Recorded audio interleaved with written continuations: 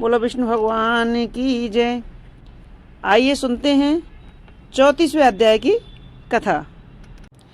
हे सूत जी, people का पेड़ शनिवार को छोड़कर सप्ताह के बाकी दिनों में क्यों नहीं पूजा जाता है? सूत जी ने कहा, समुद्र का मंथन करने से जो रत्न देवताओं को मिले, उनमें से देवताओं ने लक्ष्मी और कौस्तुभ मणि भगवान विष्णु को दे दी।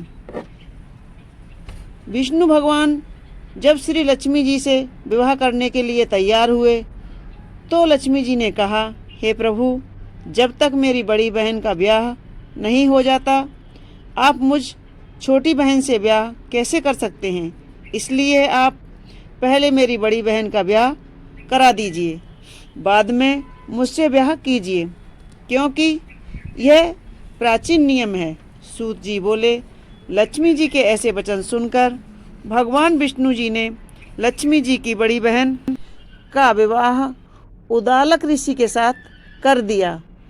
वह अलक्ष्मी बड़ी कुरूप थी, बड़ा मुख, चमकते हुए दांत, वृद्धा समान शरीर, बड़े बड़े नेत्र और रूखे बाल। महेश्वरी उदालक भगवान विष्णु के आग्रह पर उनसे ब्याह करने को उसे वेद मंत्रों की ध्वनि से गुंजाते हुए अपने आश्रम में ले गए। वेद ध्वनि से गूंजित, हवन के पवित्र धुएं से सुगंधित उस मनोहर ऋषि आश्रम को देखकर वह बहुत दुखी हुई। उसने महेश्वरी उदालक से कहा, इस आश्रम में वेद ध्वनि हो रही है, अतः यह स्थान मेरे रहने योग्य नहीं है, इसलिए तुम मुझे किसी दूसरी जगह पर ले चलो। उसकी बात सुनकर महेश्वरी उदालक ने कहा कि तुम यहाँ पर क्यों नहीं रह सकती हो और तुम्हारे रहने योग्य दूसरी जगह कौन सी है, यह मुझको बताओ। अलक्ष्मी ने कहा, जहाँ पर वेद की ध्वनि होती हो, अतिथियों का सत्कार होता हो, यज्ञ आदि होते हों, उस स्थान पर मैं नहीं रह सकती हूँ। जहाँ पर पति पत्नी आपस में प्रेम प्यारे हों, पितरों के निमित्त यज्ञ होते हों, देवताओं का पूजन होता हो, वहाँ पर मैं नहीं रह सकती। जहाँ पर दिन रात पति पत्नी लड़ते हों, जहाँ से अतिथि लोग सदा निराश होकर लौटते हों, जहाँ पर पूज्य वृद्धों, सत्य पुरुषों तथा मित्रों का अनादर होता हो, और जहाँ दुराचारी, चोर, परस्त्रीगामी प्राणी रहते हैं, जहाँ पर गौओं का वध होता हो, मदपान, ब्रह्म हत्या आदि पाप होते हों, वहाँ पर मैं प्रसन्नतापूर्वक निवास करती हूँ। सूत जी ने कहा, इस प्रकार अलक्ष्मी के वचन सुनकर उदालक का मन मलिन हो गया। वह इस बात को सुनकर चुप रह गए। थोड़ी देर तक चुप रहने के बाद उन्होंने कहा कि अच्छा, तुम्हारे लिए ऐसा ही स्थान खोजूंगा, अतः मैं जब तक तुम्हारे लिए ऐसा स्थान ढूंढ कर न आऊं तब तक तुम इसी पीपल के पेड़ के नीचे चुपचाप बैठी रहो। सूत जी ने कहा।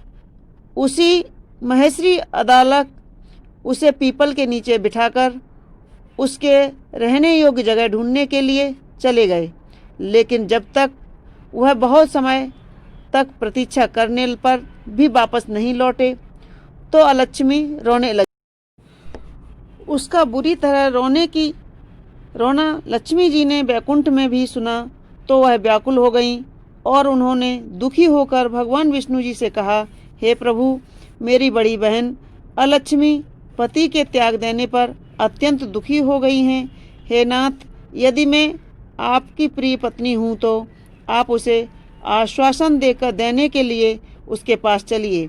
पत्नी की प्रार्थना सुनकर कृपा सिंधु भगवान लक्ष्मी जी को साथ लेकर उस पीपल के नीचे पास पहुँच गए। वहाँ पर बैठी रो रही थी।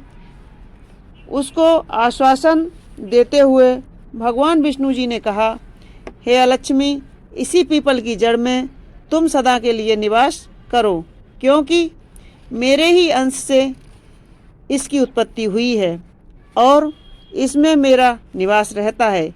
प्रतिवर्ष ग्रस्त लोग तुम्हारा पूजन करेंगे और उन्हीं के घर में तुम्हारी छोटी बहन निवास करेगी।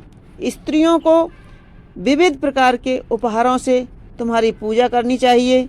मनुष्यों को चाहिए कि वह पुष्प, दीप, गंध आदि से तुम्हारी पूजा करे, तभी लक्ष्मी जी उन पर प्रसन्न होंगी।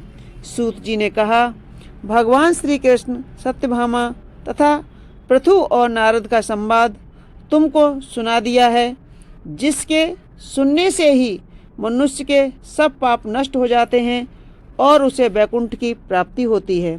तुमको जो पूछना हो पूछ सकते हो, उसे मैं विस्तार से कहूँगा।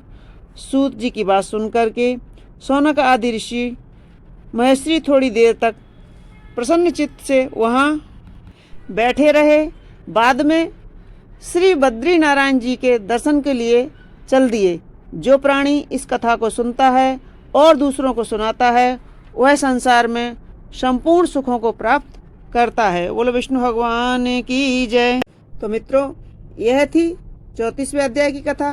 35वें अध्याय की कथा मैं आगे के वीडियो में आपको सुनाऊंगी। आपको हमारी कथा कैसी लगी हमें अवश्य लिखें और हमारे वीडियो को लाइक करें, शेयर करें और सब्सक्राइब अवश्य करें। धन्यवाद।